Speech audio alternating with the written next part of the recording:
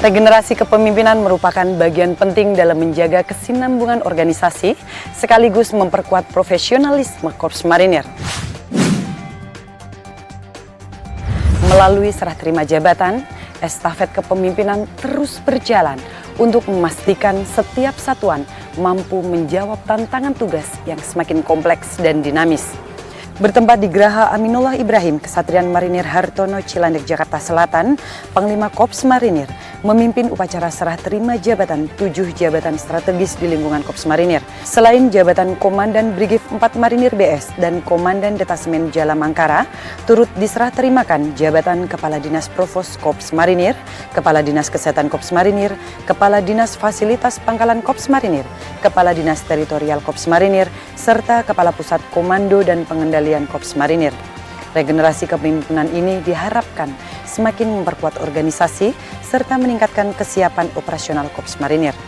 Rangkaian upacara berlangsung hikmat diawali pembacaan keputusan Kepala Staf Angkatan Laut, pengambilan sumpah jabatan, penyematan tanda jabatan, penyerahan tongkat komando dan lambang kesatuan, hingga penandatanganan fakta integritas sebagai bentuk komitmen dalam mengemban amanah. Usai memimpin upacara, kami berkesempatan mewawancarai Panglima Korps Marinir terkait harapan beliau terhadap kepemimpinan baru di Brigif 4 Marinir BS dan Denjaka.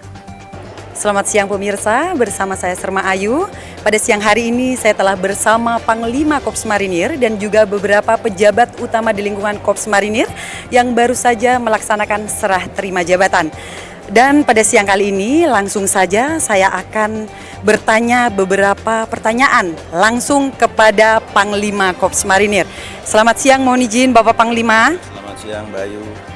Mohon izin Bapak, terkait dengan pelaksanaan serah terima jabatan beberapa pejabat utama di lingkungan Korps Marinir pada siang hari ini, kami izin bertanya beberapa pertanyaan langsung kepada Bapak. Untuk yang pertama, tantangan tugas Korps Marinir ke depan semakin dinamis. Kriteria kepemimpinan seperti apa yang Panglima harapkan dari para pejabat utama di lingkungan Korps Marinir yang baru saja melaksanakan serah terima jabatan? Baik, terima kasih rekan-rekan media.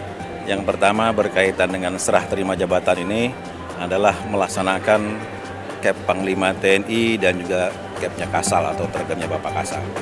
Yang mana para pemimpin ini harus adanya regenerasi, adanya pembaharuan, adanya harapan. Diharapkan dengan para pemimpin yang baru ini, pertama bisa meneruskan apa yang sudah dibangun oleh pemimpin yang sebelumnya. Yang kedua, adanya regenerasi yang membawa kebaikan baik buat Korps Marinir itu sendiri maupun buat satuan yang mereka pimpin. Kemudian yang berikutnya bahwa pemimpin Korps Marinir ini dengan adanya validasi tentunya harus tangguh, harus kokoh, harus hebat, harus adaptif, profesional. Nah, ini yang paling penting, yang profesional. Kemudian untuk Denjaka ini memiliki tugas khusus yang sangat spesifik. Dia adalah pasukan khusus yang notabene memiliki brand, dia Trimedia di darat, di laut, di udara, yang tentunya mempunyai tugas sebagai anti teror aspek laut. Nah, di sini betul-betul yang prioritas dikedepankan, mereka harus profesional. Baiklah, Bapak Panglima, terima kasih banyak atas waktu yang telah diluangkan untuk kami dan juga kami menghaturkan terima kasih atas arahan yang telah disampaikan oleh Bapak Panglima. Demikian sesi wawancara dari saya tentunya dengan Panglima Korps Marinir, dan serah terima jabatan ini menjadi momentum penghormatan kepada seluruh pejabat lama atas dedikasi, loyalitas, dan pengabdian yang telah diberikan kepada Korps Marinir.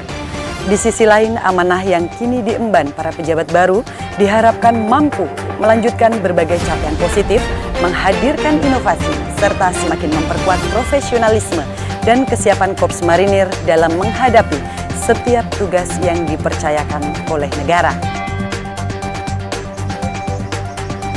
Berikutnya beralih ke berita selanjutnya. Dari medan latihan internasional, prajurit Korps Marinir TNI Angkatan Laut kembali membuktikan komitmennya membangun kekuatan tempur yang profesional, adaptif, dan berdaya gentar tinggi.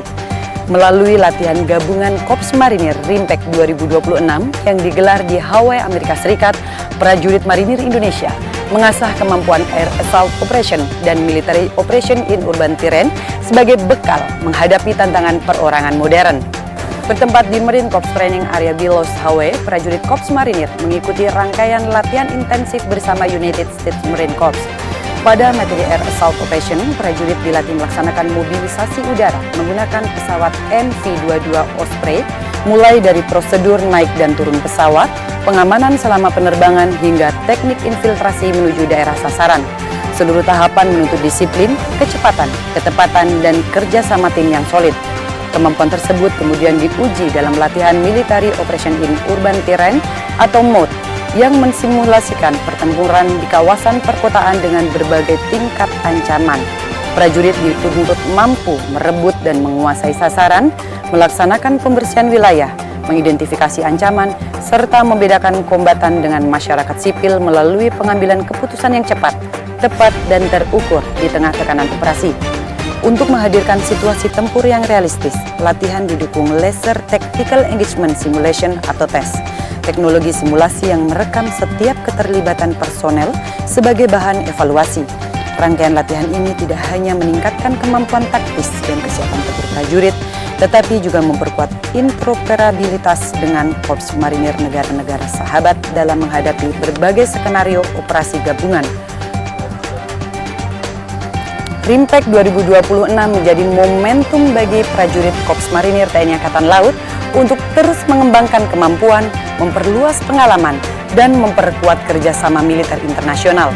Dengan semangat Jalesu Bumyamka Jayamahe, setiap latihan menjadi bukti bahwa prajurit marinir Indonesia senantiasa siap menjawab tantangan operasi modern, menjaga kehormatan Korps, serta mengabdi tanpa henti demi bangsa dan negara. Terima kasih telah mengikuti informasi seputar Korps Marinir TNI Angkatan Laut melalui Marine News dan media sosial Korps Marinir TNI Angkatan Laut.